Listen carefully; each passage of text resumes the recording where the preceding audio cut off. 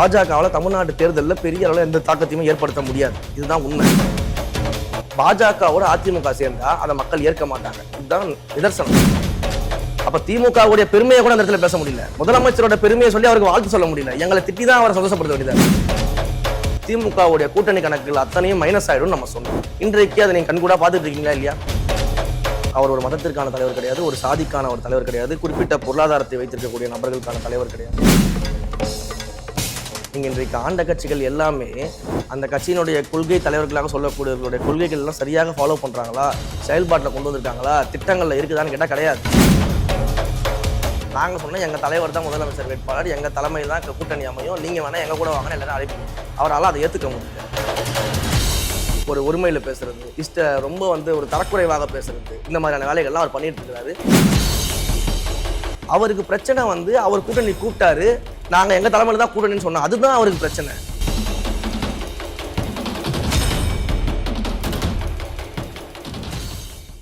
Cloud7 voice நேயர்களுக்கு வணக்கம்.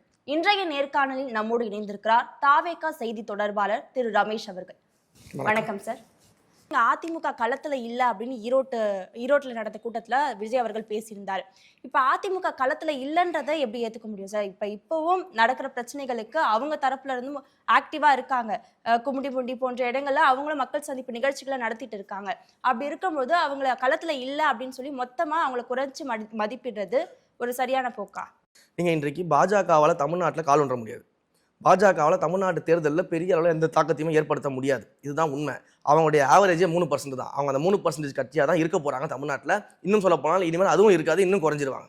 So இவங்க கூட சேர்ந்து ஒரு மதப்பிளவாத அரசியல் செய்யக்கூடிய பாஜகவோட அதிமுக சேர்ந்தா அதை மக்கள் ஏற்க மாட்டாங்க. இதுதான் நிதர்சனம். இது நம்ம எல்லாருக்குமே தெரியும்.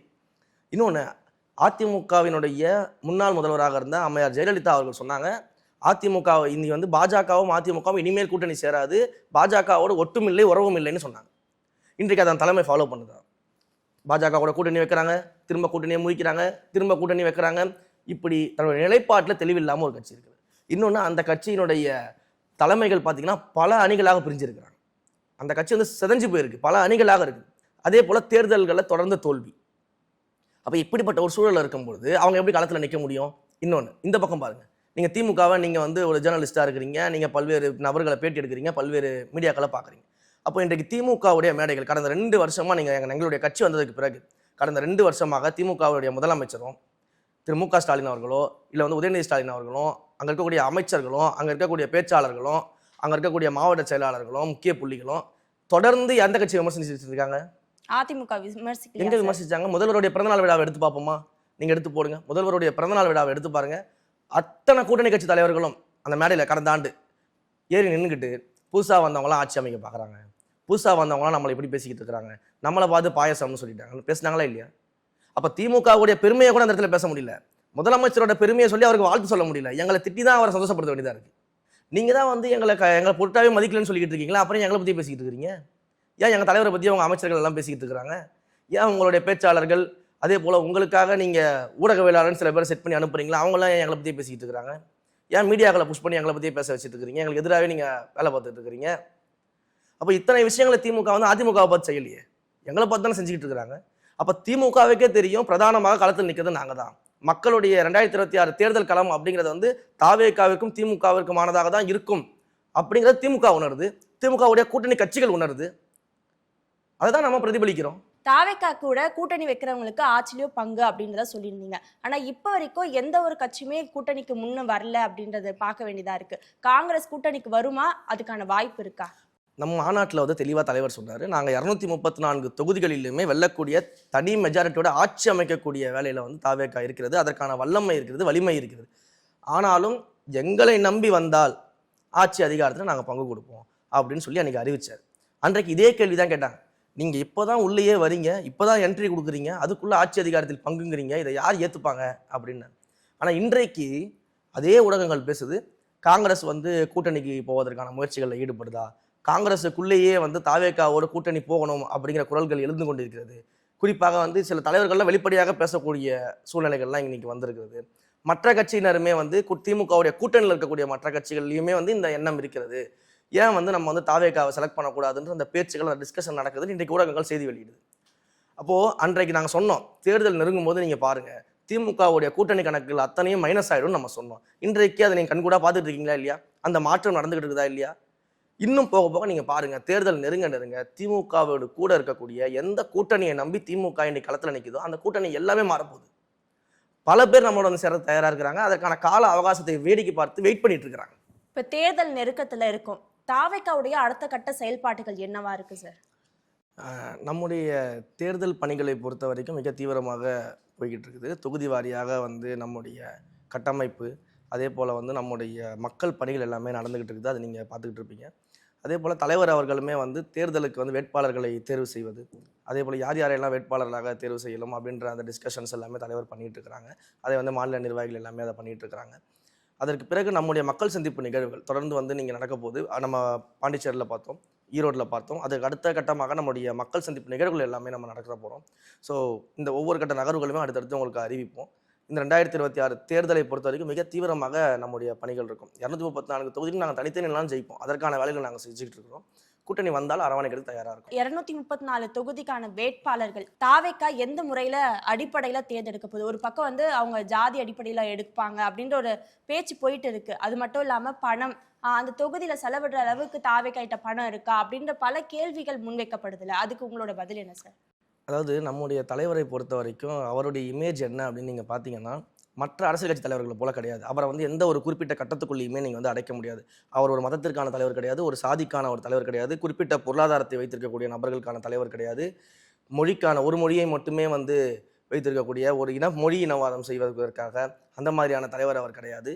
அதே போல் இடம் வைத்து பாலினம் வைத்து எந்த விதமான ஒரு குறிப்பிட்ட கட்டத்துக்குள்ளேயே அவர் அடைக்க முடியாது. ஏன் அப்படின்னு நான் சொல்கிறேன்னா, அவரை திரையில் ரசித்தவங்க எல்லாருமே இதையெல்லாம் கடந்து தான் அவரை ரசித்தாங்க.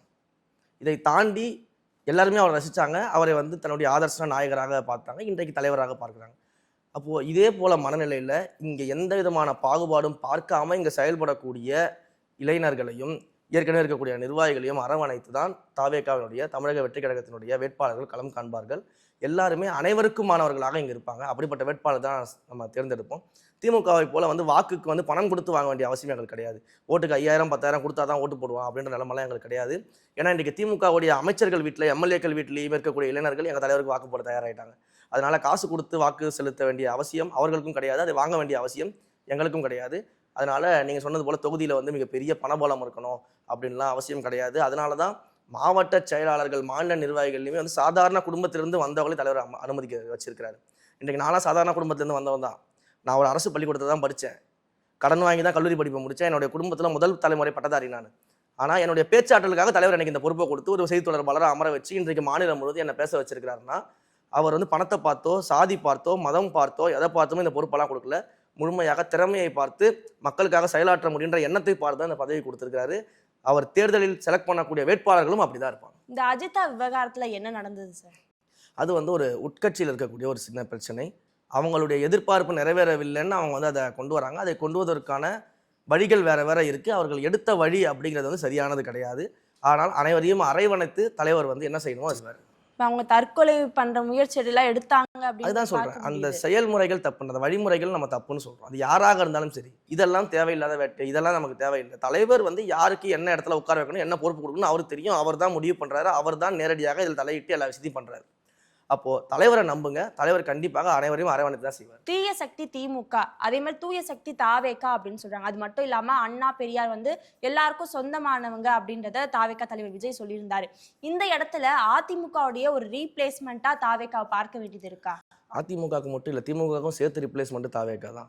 நீங்கள் இன்றைக்கு ஆண்ட கட்சிகள் எல்லாமே அந்த கட்சியினுடைய கொள்கை தலைவர்களாக சொல்லக்கூடியவர்களுடைய கொள்கைகள் எல்லாம் சரியாக ஃபாலோ பண்ணுறாங்களா, செயல்பாட்டில் கொண்டு வந்திருக்காங்களா, திட்டங்களில் இருக்குதான்னு கேட்டால் கிடையாது. அப்போ அந்த இடத்துல மக்கள் வந்து அந்த கொள்கையை பின்பற்றக்கூடிய, மாநில உரிமையை காக்கக்கூடிய, மக்கள் உரிமையை காக்கக்கூடிய ஒரு கட்சியை, ஒரு தலைவரை எதிர்பார்க்குறாங்க, ஒரு ஆளுமையை எதிர்பார்க்குறாங்க. அதை நம்ம எடுத்துக்கிறோம். நீங்கள் வந்து அண்ணாவை எடுத்துட்டோம், எம்ஜிஆரை எடுத்துட்டோம், அதனால வந்து அதிமுகவுடைய ஒரு பார்ட்டாக இருக்கீங்களான்னா அப்படிலாம் கிடையாது. அண்ணா வந்து உண்மையிலேயே அனைவருக்குமான தலைவர் தான். அதே போல் எம்ஜிஆர் வந்து இன்றைக்கி அனைவருக்கும் பிடிக்கும். உங்களுக்கு பிடிக்காதா, எனக்கு பிடிக்காதா, எல்லாருக்கும் தான் எம்ஜிஆரை பிடிக்கும், எல்லாருக்கும் தான் அண்ணாவை பிடிக்கும். அப்போ அவங்களுடைய தேர்தல் அணுகுமுறையை நம்ம எடுத்துக்கிறோன்னு சொல்கிறோம். எடுத்துக்கணும்னா நாங்கள் என்ன பேட்டன் ரைட் போட்டு வச்சுருக்காங்களா? இது வந்து அண்ணா வந்து ஒரு கட்சிக்கு யாராவது பேட்டன் ரைட் கொடுத்துருக்காங்களா?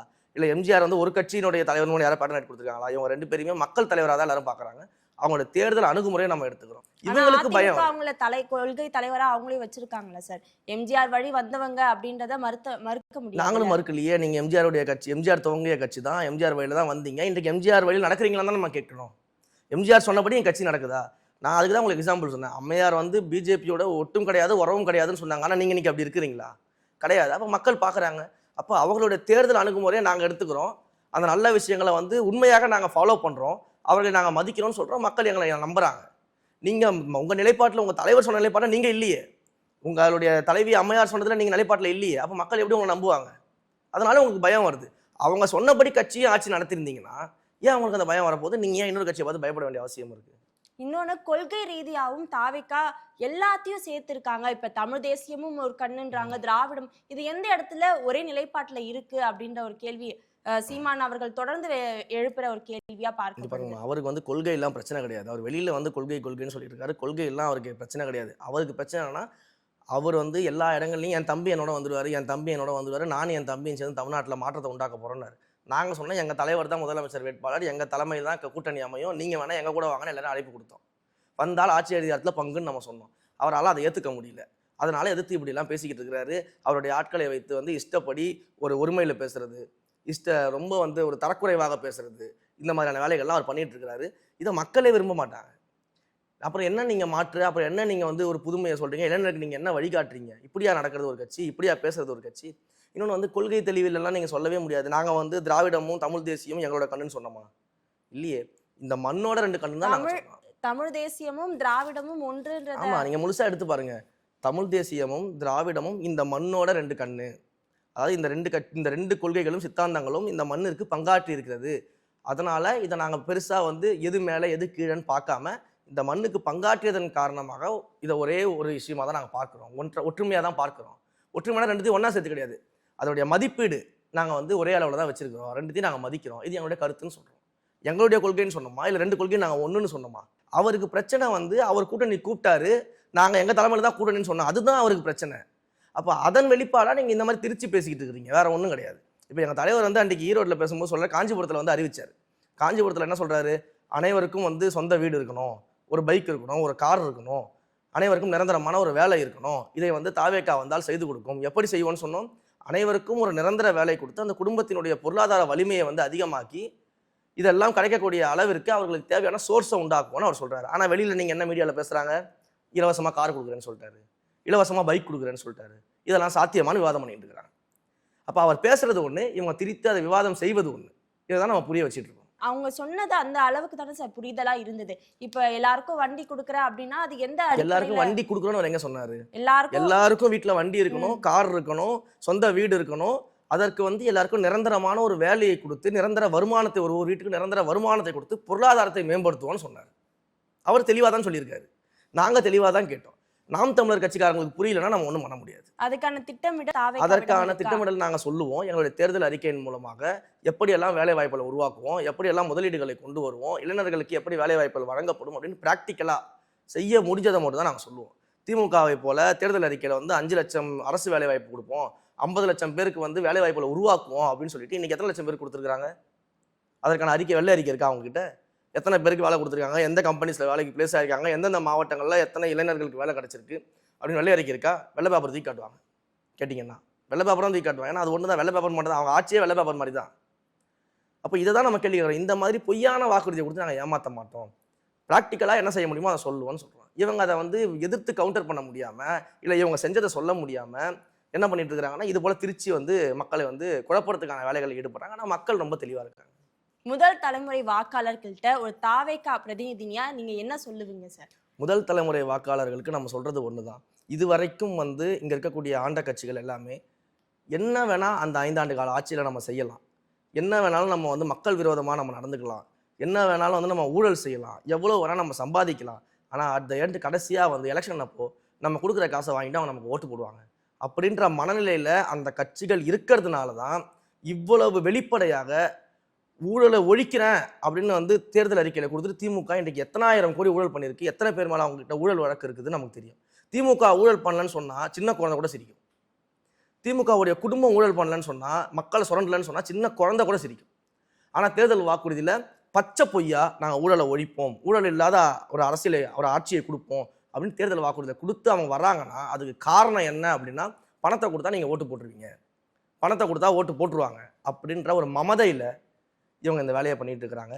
இளம் தலைமுறை வாக்காளர்கள் நீங்கள் மட்டும் இல்லை, உங்களுடைய குடும்பத்தினரும், உங்கள் தாய் தந்தை, உங்கள் குடும்பத்தினர் எல்லாரும் சேர்ந்து பணத்திற்காக வாக்குகளை விற்காம ஒரு மாற்றமாக, ஒரு புதிய சக்தியாக, ஒரு முதன்மை சக்தியாக ப்ராக்டிக்கலாக நாங்கள் இது வரைக்கும் ஏதாவது நடக்காத விஷயம் சொல்லியிருக்கிறோமா, நான் செய்ய முடியாத ஒரு விஷயத்த சொல்லியிருக்கோமான்றதை நீங்கள் எடுத்து பாருங்க. எங்களுடைய தேர்தல் அறிக்கை வரும், படித்து பாருங்க. அதிமுக போல தேர்தல் அறிக்கையில் நடக்காத ஒரு விஷயத்த நான் அதை கொடுக்குறேன், நான் இதை செய்வேன், நான் இதை கொடுப்பேன்னு சொல்லாமல் ப்ராக்டிக்கலாக என்ன முடியுமோ அதை நாங்கள் சொல்லுவோம். அதை படித்து பாருங்கள். படித்து பார்த்துட்டு காசுக்காக உங்களுடைய வாக்குகளை விற்காம ஒரு அரசியல் புரட்சிக்காக, ஒரு மாற்றத்திற்காக தாவேக்காவுக்கு ஓட்டு போடுங்கன்னு நம்ம சொல்கிறோம். உங்கள் நேரம் ஒதுக்கி இந்த நிகழ்ச்சியில் கலந்து கொண்டதுக்கு நன்றி சார். நன்றி.